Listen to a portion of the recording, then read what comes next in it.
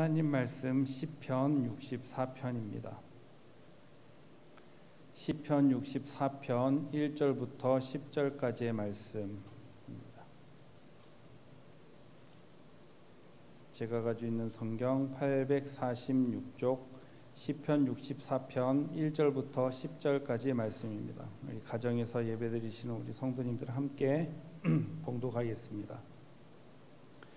64편 1절에서 10절입니다. 하나님이여, 내가 근심하는 소리를 들으시고 원수의 두려움에서 나의 생명을 보존하소서.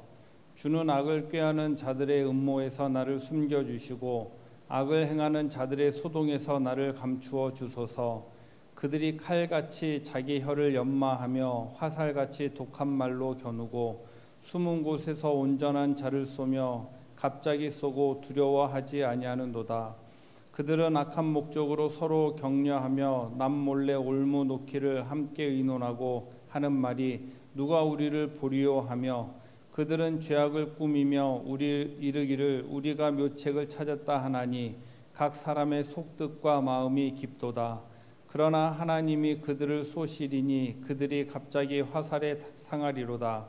이러므로 그들이 엎드러지리니 그들의 혀가 그들을 해함이라. 그들을 보는 자가 다 머리를 흔들리로다. 모든 사람이 두려워하여 하나님의 일을 선포하며 그의 행하심을 깊이 생각하리로다.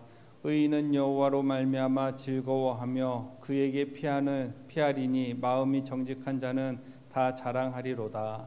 아멘.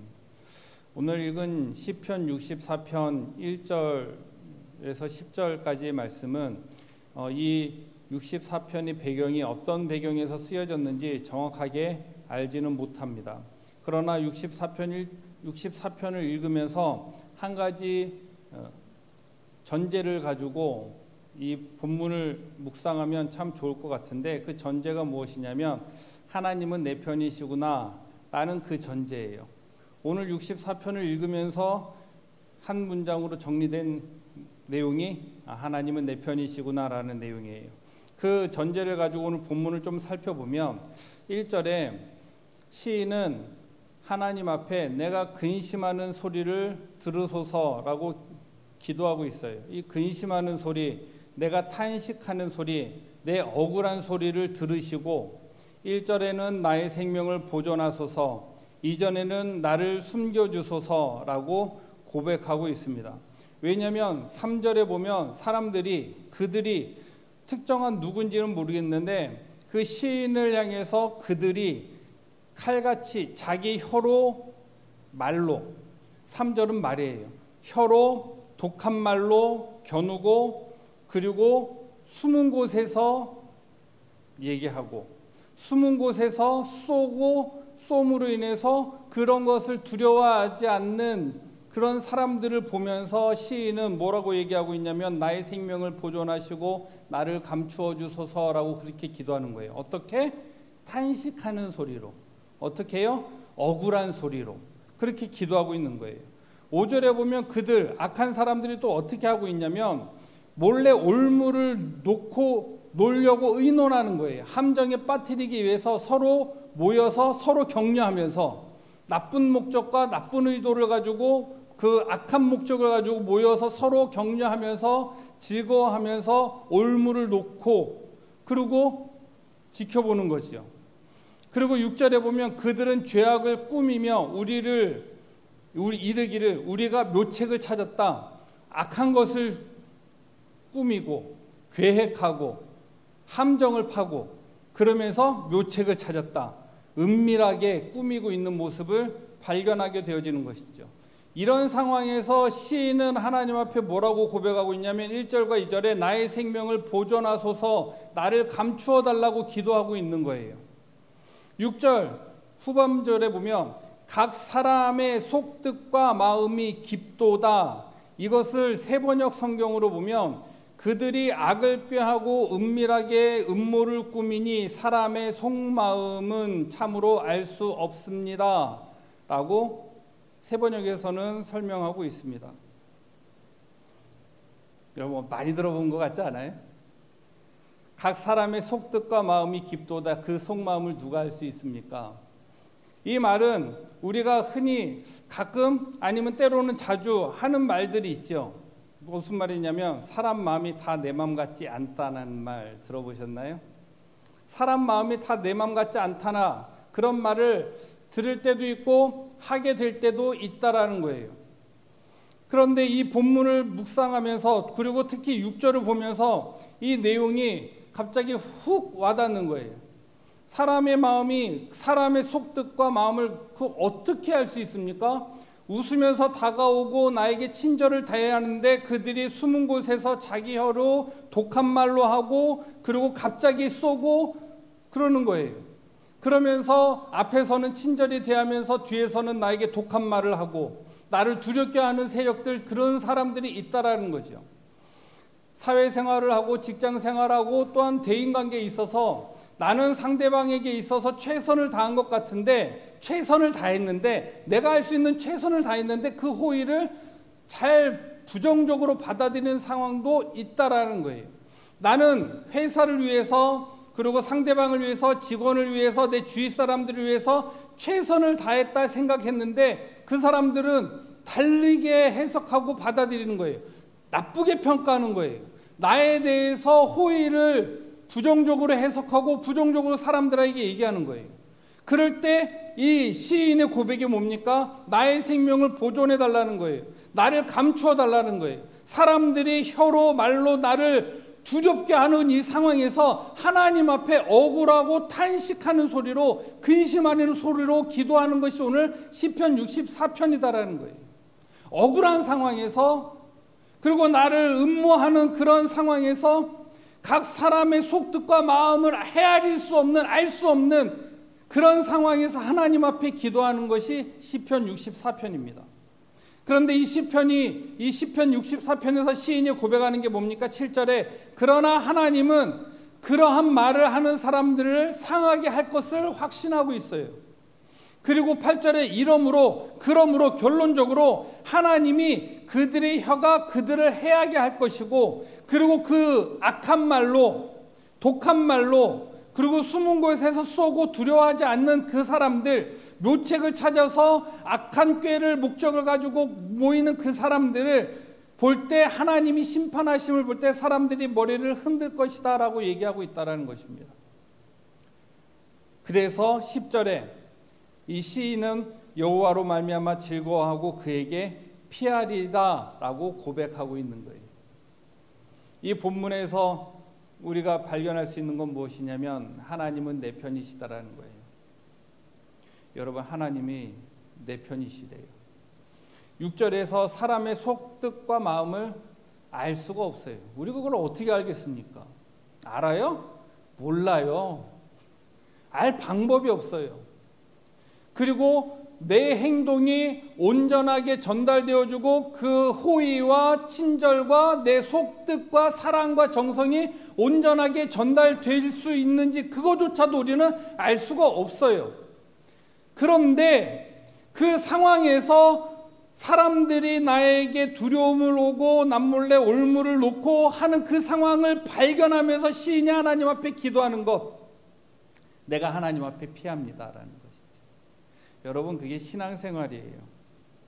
하나님 앞에 피할 때 하나님이 내 편 되어 주시는 거. 제가 이 본문을 어저께 묵상하면서 이런 설정을 해봤어요. 이런저런 생각을 많이 해보다 이런 설정을 해봤어요. 어떤 설정을 해봤냐면, 결혼해서 시댁에 갔다 합시다. 시댁에 딱 갔어요. 그런데 시어머니가 며느리를 혼내킬 때 남편은 누구 편 들어줘야 돼요? 장로님, 누구 편 들어줘야 돼요? 아내 편 들어줘야 돼요? 어머니 편 들어줘야 돼요? 이거는 풀지 못한 숙제예요. 이거는 오늘 성도님들의 선택에 맡기겠습니다. 그런데 하나님은 어떤 하나님이시냐면 모두를 만족시키시는 분이시죠. 이거 놀라워요. 남편의 입장은 어느 것을 선택하건 간에 피를 볼 수밖에 없어요. 어머니를 선택하든 아니면 아내를 선택하든, 조금 길게 보면 아내를 선택하는 게 현명한 판단일 것 같지만 그러나 그것 또한 정답은 아니지요. 그런데 하나님은, 내 편 되신 하나님은 그러한 모든 상황을 다 만족시키고 충족시키시고 회복시키시는 놀라운 하나님이세요.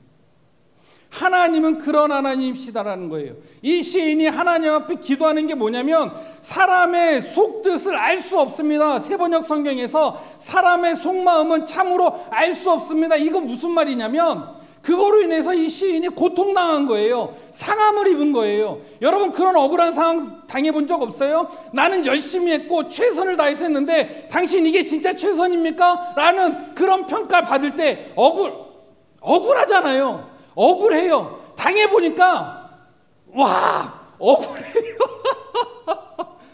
그런데 하나님은 아신다라는 거예요. 그래서 시인이 10절에 여호와로 말미암아 즐거워하여 그에게 피하겠다. 하나님 앞에 피합니다. 왜냐하면 하나님은 내 편 되시기 때문에.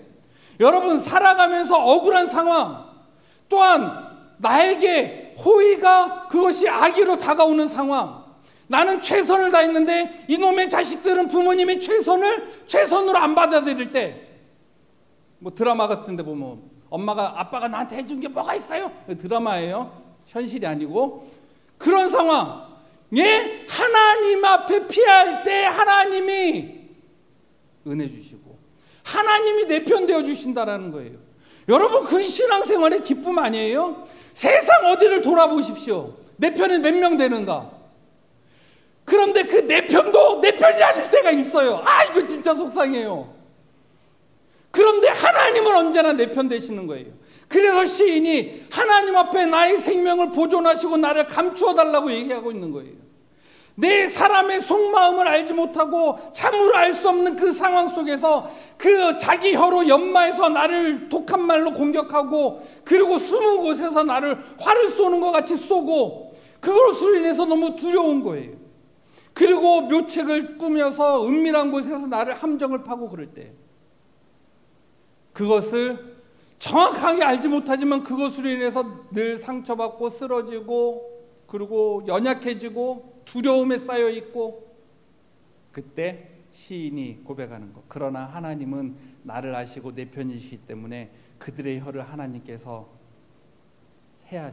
보상해 주시고 보응해 주실 것을 믿고 하나님 앞에 피하고 여호와로 말미암아 즐거워한다라고 고백하는 것이 시편 64편이에요.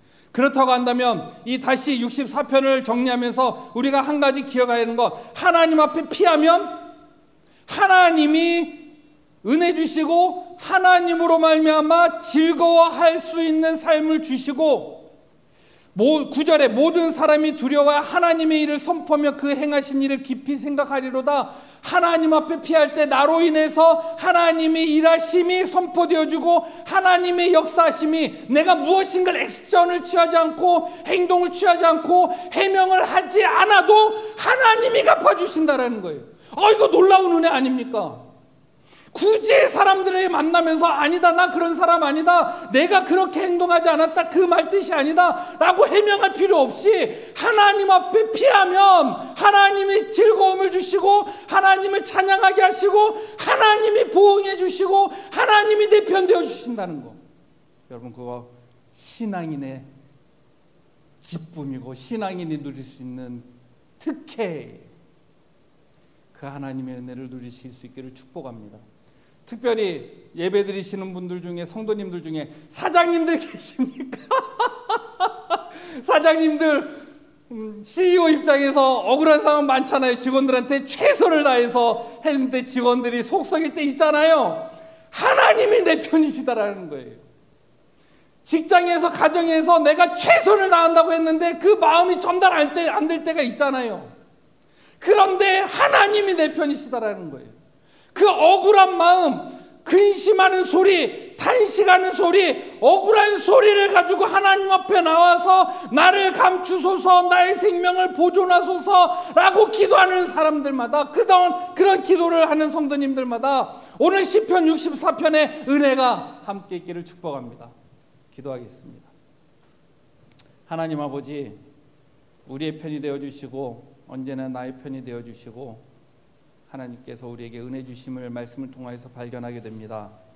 그 하나님 앞에 나가게 하시고 나갈 때 하나님 우리를 보존하여 주시고 우리를 감추어 주셔서 하나님의 그늘 아래 안전하게 하여 주시고 여호와로 말미암아 즐거워하며 하나님으로 말미암아 하나님의 영광이 선포되어지고 하나님의 일이 선포되어지고 하나님의 행하신 일이 깊이 생각되어지는 은혜가 우리 삶 가운데 있게 하여 주시옵소서. 이 새벽에 하나님 앞에 기도하는 기도의 제목들마다 하나님께서 기억하여 주셔서 눈물 흘리는 기도가 있다고 한다면 눈물 닦아주시고 마음을 치며 가슴 아파하는 기도의 제목들이 있다고 한다면 그 마음을 위로하여 주시고 회복시켜 주시옵소서. 또한 육체적인 연약함으로 인하여서 기도하는 성도님들이 있습니까? 하나님께서 육체적인 회복을 허락하여 주시고 치유를 허락하여 주셔서 성령에 강림하여 주셔서 회복시켜 주시고 치료하여 주시고 하나님 회복시켜 주시옵소서. 또한 출타 중에 있는 담임 목사님, 휴가 중에 있는 담임 목사님, 어디 있든지 영육간의 강건함 허락하여 주시고 하나님께서 오른팔로 붙잡아 주심으로 육체적인 강건함과 영적인 충만함과 회복으로 하나님 휴가 기간을 은혜 가운데 잘 마치고 돌아올 수 있도록 축복하여 주시옵소서. 믿사오며 예수님의 이름으로 기도하옵나이다. 아멘.